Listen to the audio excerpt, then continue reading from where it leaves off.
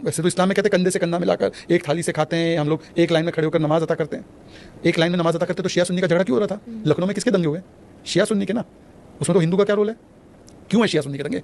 ये सऊदी बनाम ईरान हो रहा है, ये क्या है? एक है ना, तो क्यों लड़ते हैं ये लोग?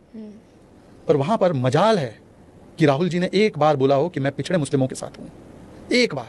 अभी भी जो गवर्नमेंट कॉन्ट्रैक्ट में मुस्लिमों को दिया है 4%, वैसे तो वो संविधान विरोधी, अम्बेडकर विरोधी, क्योंकि अम्बेडकर जी नहीं चाहते रिजर्वेशन रिलीजियस लाइंस पे। और गवर्नमेंट कॉन्ट्रैक्ट में मतलब आप ये देखेंगे कि पुलिया कॉन्ट्रैक्टर ने बनाया जिसकी काबिलियत हो या मुस्लिम हिंदू हो।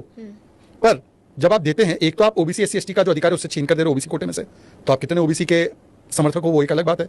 पर दूसरी बात, सारे मुस्लिम बैकवर्ड है क्या कर्नाटका में? उन सारे मुस्लिम को इसका अधिकार कैसे मिल सकता है? अजीम प्रेम जी को कैसे मिल सकता है?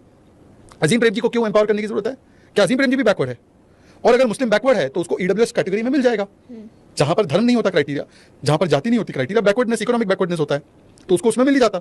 आपका अगर कंटेंशन है कि मुस्लिम समाज का बहुत बड़ा हिस्सा बैकवर्ड है, मानता हूं मैं बैकवर्ड है, आपकी दादी माँ और परदादा की पॉलिसी से ये रहे बैकवर्ड, क्योंकि आपने उनको कभी दंगों के अलावा और गरीबी के अलावा कुछ दिया नहीं, केवल भड़काया हिंदुओं के खिलाफ।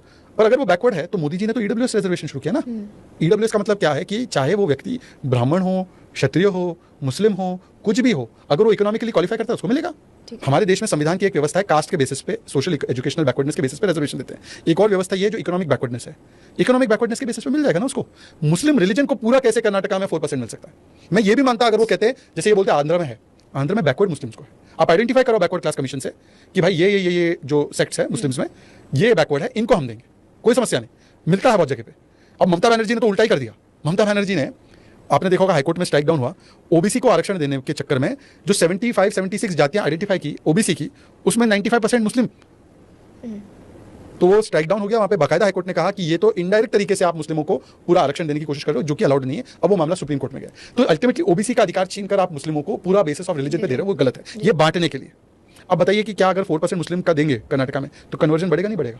100% बढ़ेगा। ये है कि हिंदुओं को डिवाइड करो, कभी कास्ट पे, कभी लिंग्विस्टिक लाइंस पे, कभी रीजनल लाइंस पे, कभी और कोई लाइन पे, और अपने वोट बैंक को एक करो, और फिर देश में एक ऐसी एटमॉस्फेयर को पैदा करो, चाहे वो औरंगजेब के नाम पर हो, चाहे वो हिंडनबर्ग के नाम पर हो, चाहे वो पेगासस के नाम पर हो, एक फियर क्रिएट करो, और वो फियर को फिर पॉलिटिकली भी एक्सप्लॉइट करो। और देश के, देखो देश क्या चाहता है, देश चाहता है कि अब जो पॉलिटिकल स्टेबिलिटी हमारी आप देख रहे हो 14 से लेकर अब तक, बगल के देशों में देखो सरकारें आ रही है, जा रही है, पलट रही है, कहीं पर भी पॉलिटिकल स्टेबिलिटी नहीं है।